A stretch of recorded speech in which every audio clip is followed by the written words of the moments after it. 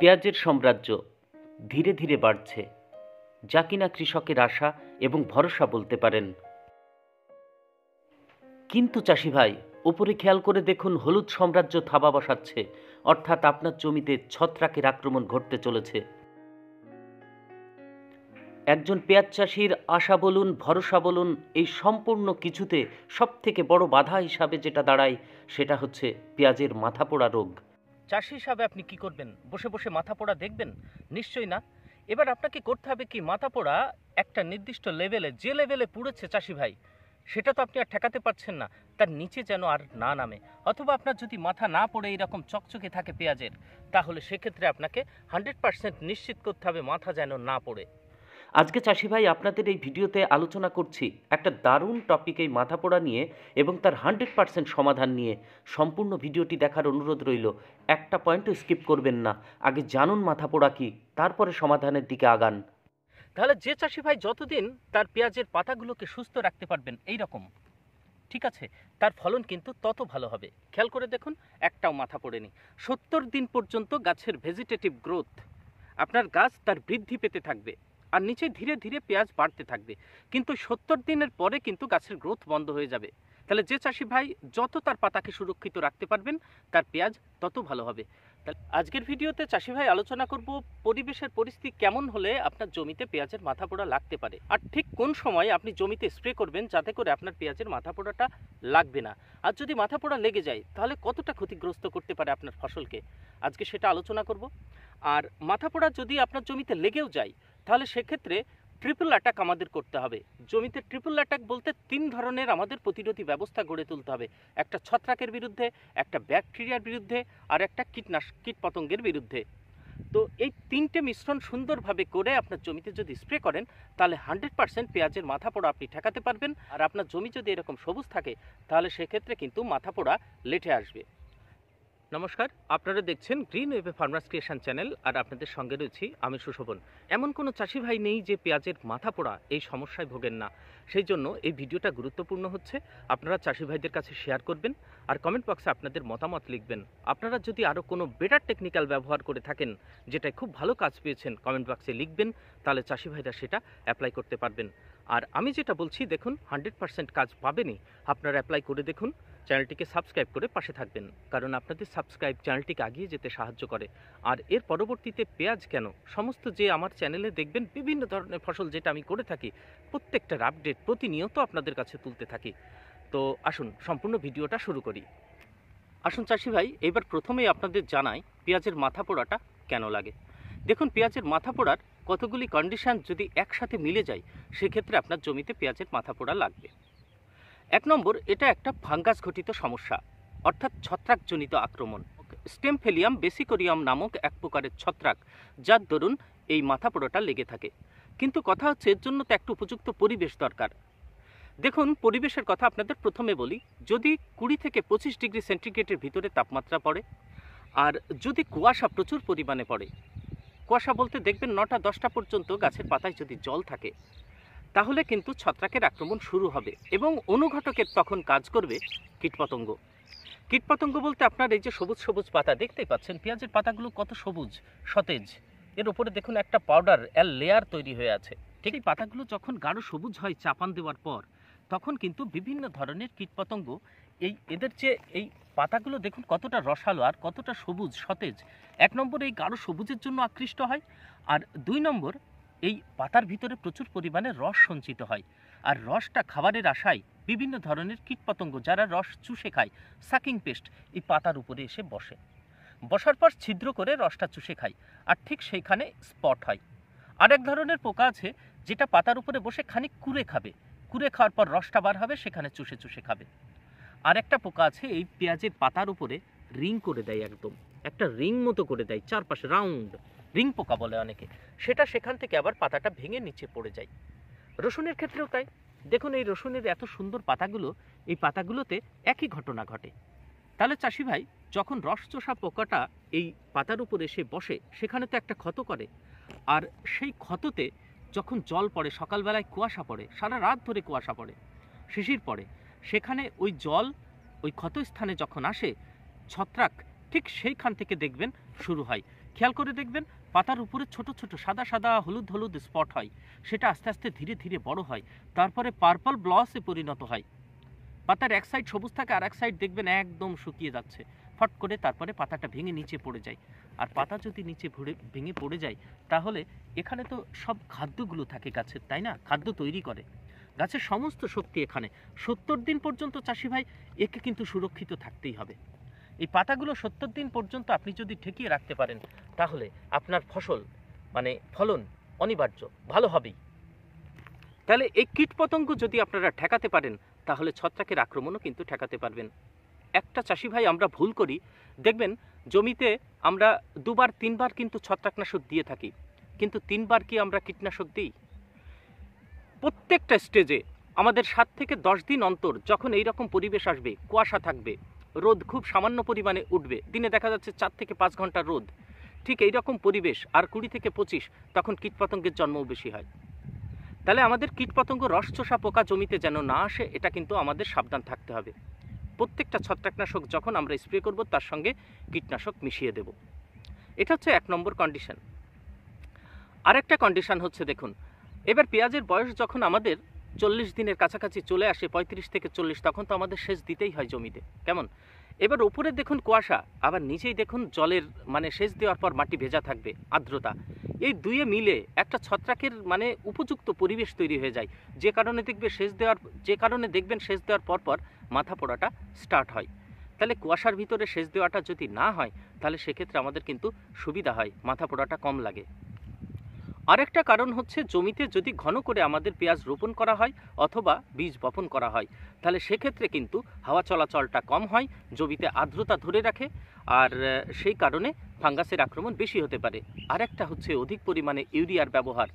Urea, potash এবং phosphate এই তিনের কম্বিনেশন যদি ঠিকঠাক না হয়, ইউরিয়ার পরিমাণ যদি বেশি হয়ে যায় সেক্ষেত্রে কিন্তু ছত্রাক লাগে। অনেকে জমিতে দেখবেন অনেক ছোট ছোট ঘাস হয়ে থাকে, এটা কিন্তু পেঁয়াজের নামার পক্ষে মানে পেঁয়াজ বড় হওয়ার পক্ষে এবং এক স্বাস্থ্যকর পরিবেশ না। তাহলে আপনাদের জমিকে ঘাস পরিষ্কার রাখতে হবে, তাহলে মাটিটা ভালো শুকাবে, মাটিটা টানবে ভালো, তাহলে পেঁয়াজটা নামবে ভালো। তাহলে এই কটা কন্ডিশন আপনার জমিতে কিন্তু করতেই হবে অধিক ফলন পাওয়ার জন্য এবং যাতে মাথা না পড়ে সেটা ঠেকানোর জন্য। পেঁয়াজের মাথা পড়ার আর একটা কারণ চাষি ভাই, খাবার দেখবেন আমি এর আগে যে রসুনের ভিডিওটা দিলাম সেখানেও বলেছি মাথা পোড়ার কারণ। দেখুন চাষি ভাই, আমরা প্রধানত নাইট্রোজেন, ফসফেট আর পটাশ এই 3 ধরনের খাবারের উপরে বেশি প্রাধান্য দিয়ে থাকি, কিন্তু গাছের তো 16টা খাদ্য লাগে।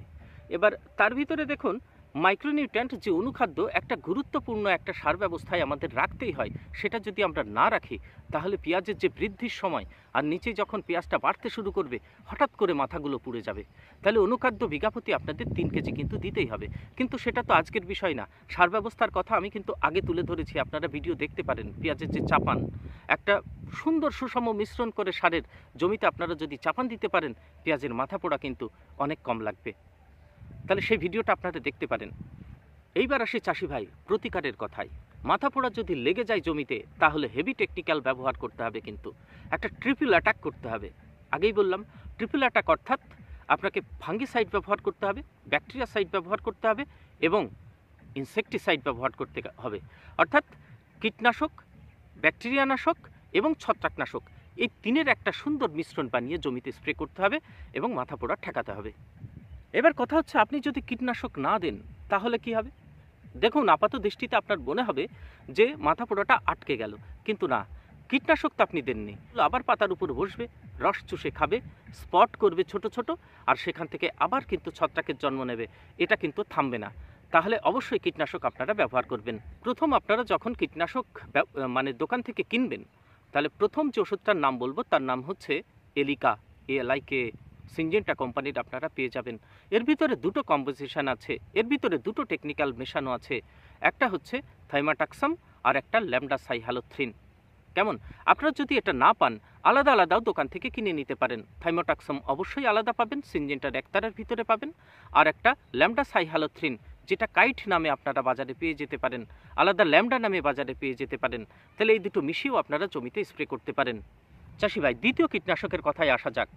এবার আপনারা অ্যাসিপেট 50% আর ইমিডাক্লোরাপিড এই দুটো মেশাতে পারেন। অ্যাসিফেট, আবার বলছি টেকনিক্যাল বলছি চাষি ভাই, বাংলাদেশের চাষি ভাই আপনারা শুনুন, অ্যাসিফেট এবং ইমিডাক্লোরাপিড বাজারে অবশ্যই আপনারা পেয়ে যাবেন, দোকানে গিয়ে বললেই কিন্তু দিয়ে দেবে।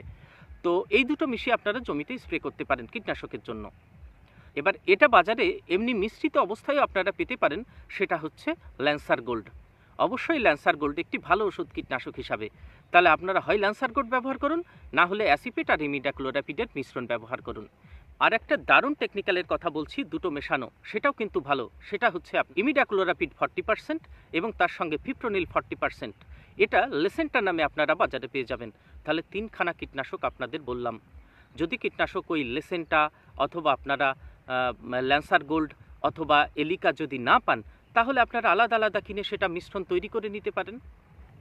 এইবার চাষি ভাই আসল পয়েন্ট, ছত্রাকগুলো মারার জন্য আমাদের যেটা ব্যবহার করতে হবে সেটা হচ্ছে, ভালো করে শুনবেন, আপনারা ওষুধের নামও বলবো, টেকনিক্যালগুলোও বলবো। বাংলাদেশের চাষি ভাই আপনারা টেকনিক্যাল অথবা ওষুধ দুটোই কিন্তু পেয়ে যেতে পারেন। প্রথম যে ওষুধটার নাম বলবো তার নাম হচ্ছে কাস্টোডিয়া, যেটা 100% কাজ করবে, কারণ এর ভিতরে টেকনিক্যাল আছে টেবুকোনাজল এবং অ্যাজোক্সট্রোবিন। টেবুকোনাজল এবং অ্যাজোক্সট্রোবিন, আর তার সঙ্গে আপনাকে ভ্যালিডামাইসিন অথবা কার্সুগামাইসিন মেশাতে হবে। তাহলে ব্যাকটেরিয়ানাশক এবং ছত্রাকনাশক দুটোর মিশ্রণ তৈরি হলো। ধরুন আপনারা আদামা কোম্পানির কাস্টোডিয়া পেলেন না, তাহলে সেক্ষেত্রে আপনারা কি করবেন? দেখুন, নেটিভো আপনারা বাজার থেকে কিনতে পারেন আলাদা, আর অ্যামিস্টার টপ নয় কিন্তু, শুধু অ্যামিস্টার, যার ভিতরে অ্যাজোক্সট্রোবিন আছে আর নেটিভোর ভিতরে টেবুকোনাজল আছে, এই দুটো মিশিয়ে তার সঙ্গে কার্সুগামাইসিন অথবা ভ্যালিডামাইসিন মিশিয়ে জমিতে আপনারা স্প্রে করতে পারবেন। একটা দারুণ ছত্রাকনাশক আর ব্যাকটেরিয়ানাশকের কম্বিনেশন বললাম। আর দ্বিতীয় আর একটা আপনাদের বলছি, সেটা হচ্ছে কনিকা। দেখুন, কনিকার ভিতরে কার্সুগামাইসিন আছে আর ওর সঙ্গে মেশানো আছে কপার অক্সিক্লোরাইড 45%, আর কার্সুগামাইসিন আছে 5%। তাহলে এই কনিকা যদি আপনারা না পান, তাহলে বাজারে ব্লাইটক্স পাবেন অথবা ব্লু কপার পাবেন, অর্থাৎ কপার অক্সিক্লোরাইড পাবেন। এই কপার অক্সিক্লোরাইড আপনারা 50 গ্রাম নেবেন প্রতি 15 লিটার জলে, তার সঙ্গে কার্সুগামাইসিন আপনারা নেবেন হচ্ছে 15 ml, মেশাবেন, আর ওর সঙ্গে মিশিয়ে নেবেন থাইফনেট মিথাইল রোকো। যদি বেশি পরিমাণে জমিতে লেগে যায়, আক্রমণ আপনার জমিতে হয়ে গেছে, তাহলে সেক্ষেত্রে চাষি ভাই এই কম্পোজিশনটা দেবেন, কপার অক্সিক্লোরাইড, কার্সুগামাইসিন আর থাইফনেট মিথাইল, যেটা আমাদের এখানে রোকো নামে পাওয়া যায়। তাহলে দুটো আপনাদের খুব সুন্দর টেকনিক্যালের কথা বললাম, একটা হচ্ছে কাস্টোডিয়ার সঙ্গে ভ্যালিডামাইসিন, আর একটা হচ্ছে কনিকার সঙ্গে থাইফনেট মিথাইল। এইবার যদি আপনারা নেটিভো না পান, তাহলে ফলিকিওর ওষুধটা পাবেন।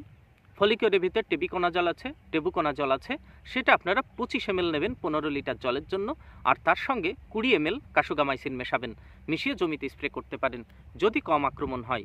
অর্থাৎ টেবুকোনাজলের সঙ্গে আপনার শুধু কার্সুগামাইসিন, এটাও আপনারা ব্যবহার করতে পারেন। এবার চাষি ভাই আপনারা জমিতে যখন স্প্রে করবেন, অবশ্যই আপনারা স্টিকার ব্যবহার করবেন, অর্থাৎ আঠা মিশিয়ে দেবেন। কারণ পেঁয়াজের পাতায়, কারণ জল পড়ার সঙ্গে সঙ্গে দেখবেন নিচে মানে গড়িয়ে পড়ে যায়, যদি পাউডার জাতীয় যে প্রলেপটা থাকে সেটা যদি বেশি থাকে, তাহলে স্টিকার দিলে পাতাটা ভিজবে ভালো, পাতাতে আপনার আটকে থাকবে ভালো। এর কথা হচ্ছে, যখন স্প্রে করছেন চাষি ভাই, স্প্রে করার পরেও দেখা যাচ্ছে আপনি 100% প্রথম স্প্রেতে কাজ পাবেন না। তাহলে 100% কাজ পেতে গেলে ঠিক 4 থেকে 5 দিনের মাথায় আর একবার আপনাকে জমিতে স্প্রে করতে হবে। এবার কথা হচ্ছে, যেটা স্প্রে করেছেন সেটাই কি স্প্রে করবেন? না, এক্ষেত্রে চাষি ভাই টেকনিক্যালটা চেঞ্জ করবেন।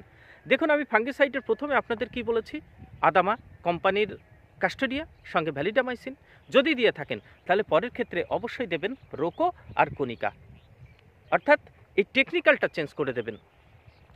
কীটনাশকের ক্ষেত্রেও টেকনিক্যাল চেঞ্জ করবেন। তো চাষি ভাই আপনারা জমিতে এটা প্রয়োগ করুন, দেখুন 100% আপনার জমিতে কিন্তু এই মাথা পোড়া লাগবে না। আর মাথা পোড়া এটা তো পেঁয়াজের স্বাভাবিক ঘটনাও। একটা যখন 70 দিন বয়স হবে না, 70 দিন বয়স হওয়ার পর নিচেই দেখবেন পেঁয়াজটা দ্রুত গতিতে নামবে, আর তখন যে পেঁয়াজের ভিতরের পাতার ভিতরে যে খাদ্য সঞ্চিত থাকে, পেঁয়াজ যেখানে মাটি পেঁয়াজ থেকে উপরে যে এতটুকু যে জায়গাটা, এইখানে যে খাদ্য সঞ্চিত থাকবে, এইখানে কেমন, এখান দেখবেন একসময় শুকিয়ে যাবে, শুকে গাছটা ভেঙে পড়ে যায়, সেটা সমস্ত কিন্তু এই পেঁয়াজে আপনার নিচে ট্রান্সফার হবে। তখন ওই ওপরে পাতায় সঞ্চিত খাদ্য এবং ওই ডাটায় এই নিচেই এখানকার খাদ্য যখন আপনার পেঁয়াজে চলে যাবে, তখন স্বাভাবিকভাবেই ওপর থেকে পাতা পুড়তে পুড়তে গাছটা ছোট হবে একসময়। সে পোড়া চাষি ভাই আলাদা পোড়া, কিন্তু এই পোড়া তো আরেক ধরনের পোড়া, যেটা আপনার গাছের পাতা ভেজিটেটিভ গ্রোথ কমপ্লিট হওয়ার আগেই যদি পুড়ে আপনার গাছটা অর্ধেক হয়ে যায়, তাহলে গাছের শক্তি কোথায় পাবে পেঁয়াজটা বড় করার জন্য? এই জন্য গাছের পাতা যে রান্নাঘর, এখানে খাদ্য তৈরি করে। গাছের টোটাল খাদ্য শক্তি সমস্ত কিছু এই পাতা যদি আপনি ঠিক রাখতে পারেন চাষি ভাই, তাহলে আপনার পেঁয়াজের ফলন নিশ্চিত আপনি ভালো পাবেন। তো আজকের ভিডিও চাষি ভাই এ পর্যন্তই। পরবর্তীতে আবার আপনাদের সঙ্গে দেখা হবে নতুন কোনো ভিডিওর সঙ্গে। তো ভালো থাকবেন সবাই। আর যেতে যেতে আরেকবার আপনাদের রিকোয়েস্ট করছি, চ্যানেলটিকে সাবস্ক্রাইব করবেন, পাশে থাকবেন, চাষি ভাইদের কাছে শেয়ার করবেন, আর আপনাদের মতামত কমেন্ট বক্সে লিখে জানাবেন। তো ভালো থাকবেন, ধন্যবাদ।